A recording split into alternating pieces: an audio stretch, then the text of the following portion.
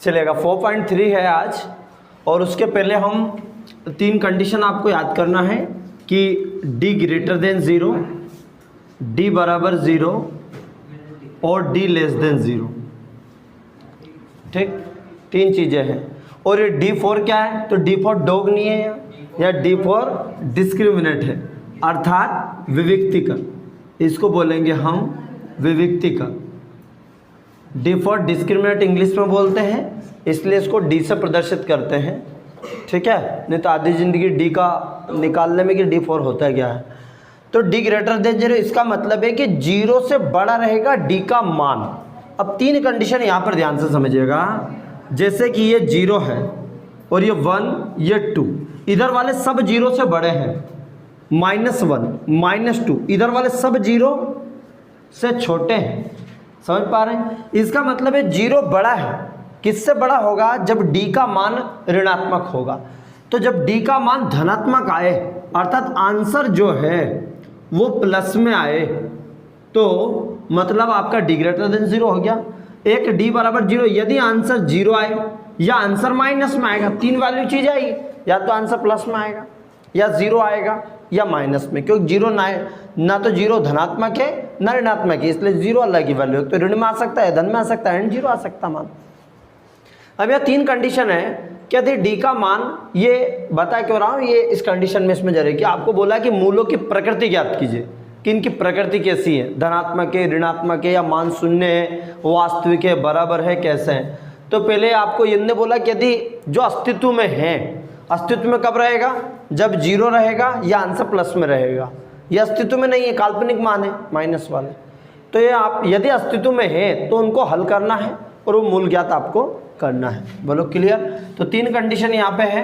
तो चलेगा, अब इसके साथ में अपन क्लियर कर लेते हैं। पहला है, यदि आंसर प्लस में आए तो क्या लिखेंगे हम? वास्तविक व भिन्न है। मूल कैसे होंगे? वास्तविक होंगे व भिन्न होंगे। भिन्न का मतलब अलग अलग। ठीक है, वास्तविक व भिन्न। आपसे पूछेंगे मूल कैसे होंगे, तो वास्तविक व भिन्न। कब? जब आंसर प्लस में आए।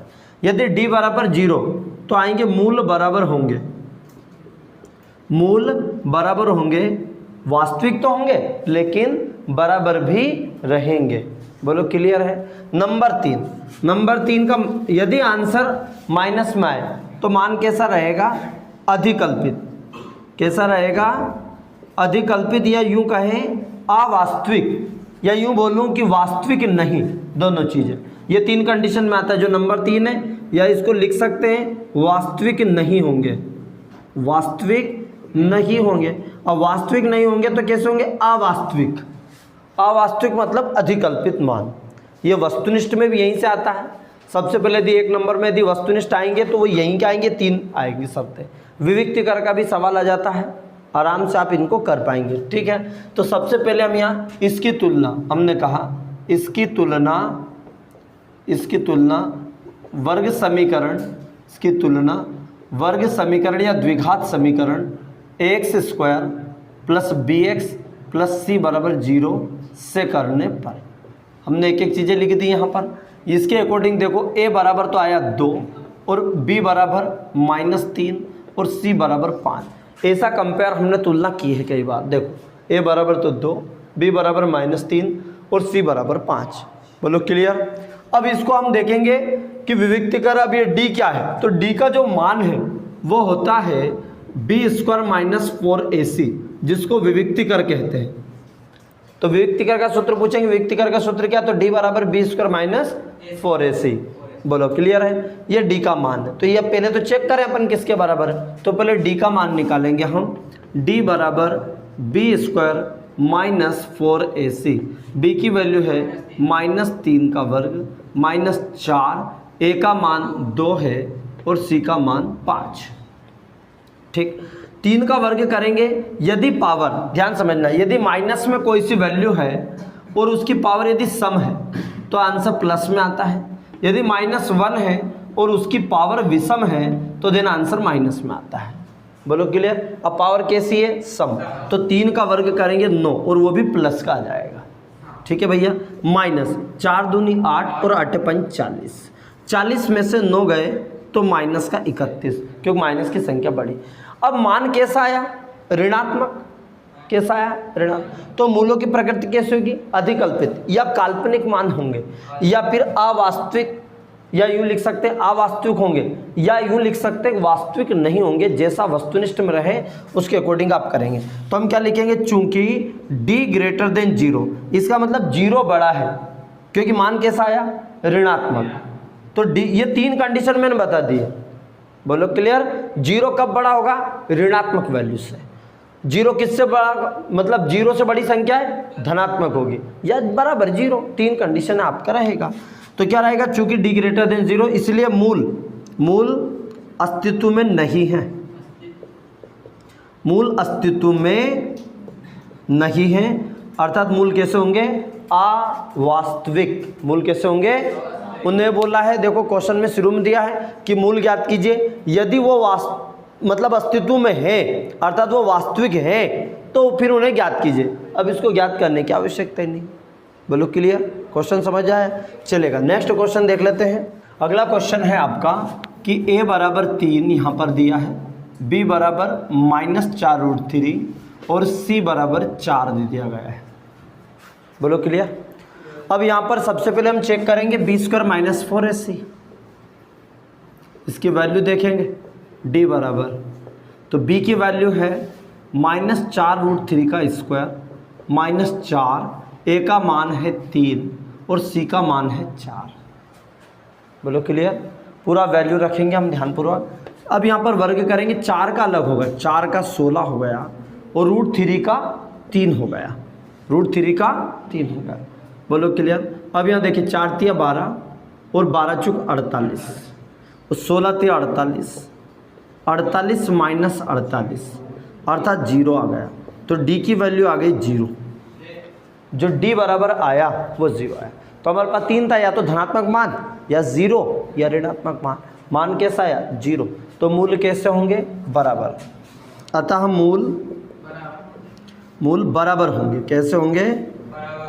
और बराबर होंगे। उन्होंने पूछा तो मूलों की प्रकृति होगी, अस्तित्व में है कि नहीं? अस्तित्व में। अस्तित्व में केवल ऋणात्मक वैल्यू अस्तित्व में नहीं होगी। बोले कि उन्होंने बोला था यदि अस्तित्व में तो इनको मान ज्ञात कीजिए। मान ज्ञात करने की सूत्र विधि का सूत्र है। कौन सी सूत्र? सूत्र विधि।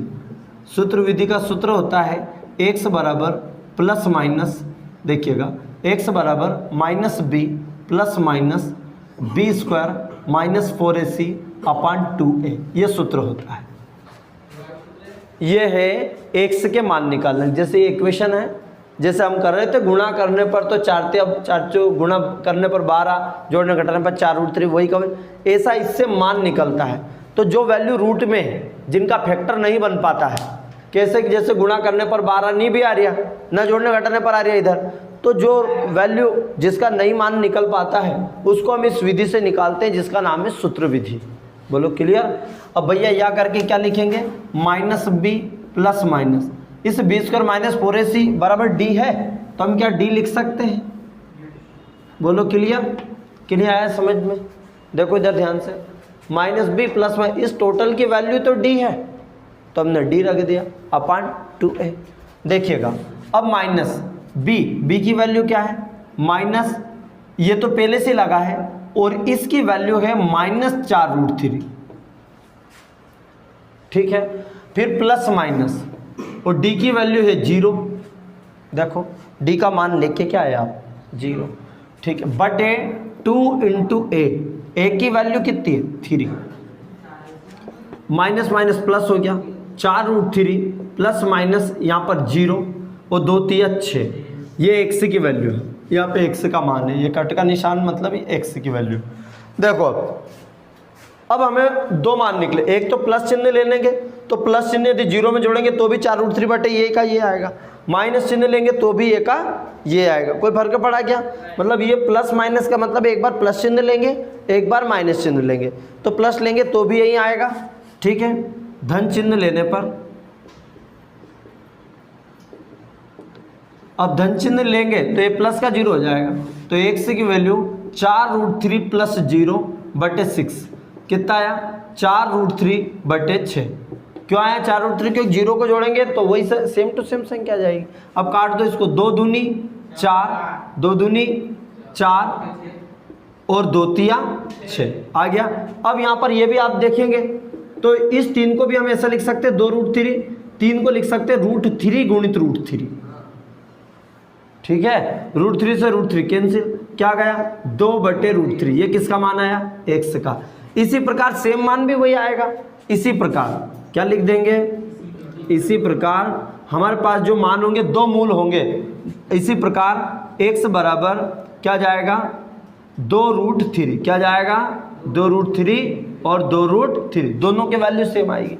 तो 2 मूल बराबर कौन सा आएंगे, मतलब दोनों मान बराबर होंगे 2/√3 2/√3, इसीलिए मूल बराबर है। मतलब x के जो भी मान आएंगे ना वो दोनों मान बराबर रहेंगे, ये यूं कहना रहेगा। इसका मतलब यदि 4 आएगा तो यहाँ भी 4 यहाँ भी 4, 5 ये भी 5 ये भी 5, इसका मतलब है मूल बराबर। बोलो क्लियर, नोट कीजिए। देखिए इसमें यहाँ पर वैल्यू है a बराबर 2 और b बराबर -6 और c बराबर 3, मान रख दिया हमने। फार्मूला वही है, पहले d की वैल्यू निकालेंगे। d बराबर b² -4ac, b की वैल्यू है -6 का वर्ग -4, a का मान है 2 और c का मान है 3, ठीक है 4ac। अब यहाँ 6 का वर्ग किया तो 36 हो गया, 6 का वर्ग हो जाएगा 36 माइनस 4 दूनी 8 और 8 तिया 24। बोलो क्लियर, 36 में से 24 गए तो 12 बच गए। बोलो क्लियर, ये डी का मान हो गया, ठीक। अब ये तो मूल कैसे हैं, अस्तित्व में है क्योंकि धनात्मक है। मूल कैसे होंगे, वास्तविक मूल होंगे, मतलब वास्तविक व भिन्न होगा, वास्तविक व भिन्न हो गया। बोलो क्लियर। अब हमें क्या चाहिए यहाँ पे, क्योंकि वास्तविक भिन्न है तो अस्तित्व में है, 2 चीज़ें अस्तित्व में होगी, तो ये अस्तित्व में है तो यहाँ पर मान निकालेंगे हम। यहाँ वैल्यू निकालेंगे x बराबर -b plus minus √d/2a -b, b की वैल्यू है -6 प्लस माइनस d का मान है 12/2 × a का मान है 2। बोलो ये बात सबको समझ में आ गई, ठीक है।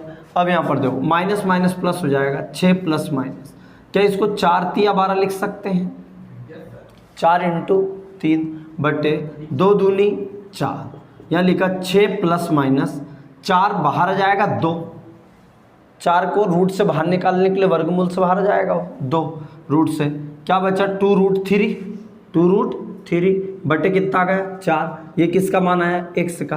तो एक बार प्लस का चिन्ह लेंगे, एक बार माइनस का, तो आप एक ही बार ले सकते हैं क्योंकि यहाँ पे एक जैसी चीज़ें कॉमन आएगी। क्या कॉमन आ जाएगा, देखो दोनों जगह से 2 आ रहा है कॉमन, देखो 2 कॉमन आ जाएगा, 2 तिया 6, 2 तिया 6 प्लस माइनस 2 एकम 2 और ये आ गया √3। देखो ध्यान से देखिए 2 तिया 6 आ गया, फिर प्लस माइनस 2 एकम 2 √3 बटे ये कितना आ गया 4, 2 दूनी 4, कितनी बार कट जाएगा 2 बार। तो यहाँ पर लिख देंगे हम x = 3 प्लस माइनस √3/2। देखो 3 प्लस माइनस √3/2, 2 दूनी 4 कट गया था। बस यही हमारा आंसर रहेगा, क्योंकि प्लस में लेंगे तो भी वही आएगा क्योंकि √3 इससे जुड़ नहीं पाएगा, माइनस भी वही आ जाएगा। तो आंसर क्या आ गया 3 प्लस माइनस √3/2। बस ये इसका क्वेश्चन दिया गया है कि k का मान ज्ञात कीजिए यदि मूल बराबर हो, मतलब मूल बराबर दे दिया है हमें, d बराबर 0 दे दिया गया है, तो यहाँ पे वैल्यू ज्ञात करना है। अब चूंकि यहाँ पर दे दिया है d बराबर 0, यहाँ पर दिया चूंकि मूल बराबर, या पूरा कारण भी लिख सकते हैं कि चूंकि मूल बराबर है, ये बोल दिया उन्होंने क्वेश्चन में, मूल बराबर है अतः d बराबर 0। अभी हम डायरेक्ट नहीं लिख सकते थे d बराबर 0, पर उन्होंने बोल दिया कि मूल बराबर है, मूल बराबर होता है इसका मतलब d बराबर क्या होता है 0 होता है। अब भाई d की जो वैल्यू है क्या होता है b² -4ac बराबर 0। यहाँ पर लिख सकते हैं यहाँ पर कि a बराबर 2 उसके पहले, b बराबर k और c बराबर 3 लिख दिया। देखो a बराबर 2, b बराबर k, c बराबर 3। इस कंडीशन में k का मान ज्ञात करना है। b की वैल्यू कितनी है k² -4, a का मान है 2 इंटू c का मान है 3 बराबर 0। बोलो ये बात क्लियर है, ठीक है। अब देखते हैं k² 4 दूनी 8 और 8 तिया 24 बराबर हो गया 0। ये माइनस का 24 इधर गया तो देन प्लस का हो गया। बोलो क्लियर। अब यहाँ पर चलते हैं, इधर से वर्ग हटता है तो इधर रूट लग जाता है 24। इसको बाहर निकालते हैं तो इसको क्या हम 6 चौके 24 लिख सकते हैं। बोलो क्लियर। एक सर 8 ते 24 भी लिख सकते थे, बिल्कुल लिख सकते थे, पर हमें फैक्टराइज करना है ताकि ये बाहर आ जाए। 6 चौके 24, क्या अब 4 बाहर आ जाएगा? आ जाएगा। तो k is equal two plus minus, जब वैल्यू बाहर आती है रूट से तो प्लस माइनस के साथ आएगी। 4 आ जाएगा 2 और यहाँ पे बच जाएगा √6। बस यही मान हो जाएगा k का। बोलो क्लियर, सरल है, चलेगा। इसी के साथ में सेकंड क्वेश्चन भी देख लो। यहाँ पर हमने k का गुणा कर दिया, kx², अंदर गुणा किया kx², इसमें किया तो 2kx और ये प्लस का 6, इसमें गुणा मत कर देना, ये ब्रैकेट के अंदर kx² माइनस 2kx प्लस का 6 बराबर 0। बोलो क्लियर।